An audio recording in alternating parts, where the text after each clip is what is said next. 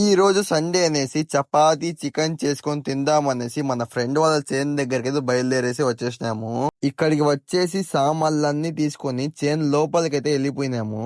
First chicken తీసుకొని చిన్న డబ్రాలు అయితే వేసుకున్నాము. వేసుకున్న తర్వాత నీళ్ళు అయితే వేసుకుని బాగా అయితే కడుక్కున్నాము. దాని తర్వాత టమాటకాయలు ఎర్రగడ్డలు అంతా కట్ చేసుకుని పెట్టుకున్నాము. దాని తర్వాత డబ్రా తీసుకొని డబ్రాకంతా మట్టి అయితే పూసేసాము. దాని తర్వాత పొయ్యి అయితే ఎగిలిచ్చేసినాము. దాని తర్వాత పొయ్యి పైన డబ్రా అయితే పెట్టేసినాము. ఫస్ట్ అయితే ఆయిల్ అయితే వేసుకున్నాము. అది హీట్ అయిన తర్వాత టమాటకాయలు అంతా వేసుకున్నాము. టమాటకాయలు అంతా బాగా అయితే ఫ్రై అయిన తర్వాత మళ్ళీ వచ్చేసి ఎర్రగడ్డలు అంతా వేసుకున్నాము. ఎర్రగడ్డలు అంతా వేసేసి బాగా అయితే ఫ్రై అయితే చేసుకున్నాము.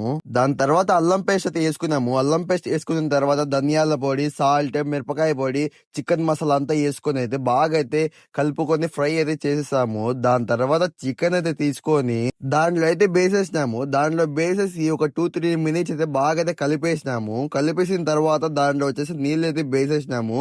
నీళ్ళంతా వేసేసిన తర్వాత ఒక 10 మినిట్స్ బాగా ఉడికిన తర్వాత మళ్ళీ వచ్చేసి చికెన్ మసాలా కొంచెం తక్కువ ఉండదు అనేసి చికెన్ మసాలా అయితే వేసేసినాము.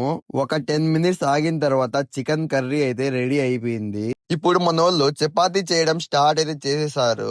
ఫస్ట్ గోధుమ పిండి తీసుకొని రౌండ్ ఇలాగ చేసుకున్నారు. దాని తర్వాత ఇలాగైతే చేసుకొని మళ్ళీ అయితే ఇలాగ పెనం పైన వేసుకున్నారు. మన వాళ్ళు ఎంతో కష్టపడి అయితే చపాతీలు అయితే చేస్తున్నారు. ఒకసారి మీరే చూసేయండి.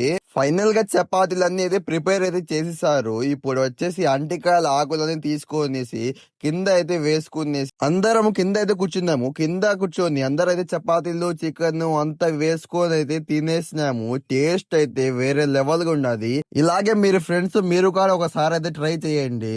అలాగే మన ఛానల్ కి సబ్స్క్రైబ్ అయితే చేసుకోండి. అక్కడి నుంచి అంతా తినేసి అక్కడి నుంచి బయలుదేరేసినాము అందరూ. సరే ఉంటాను.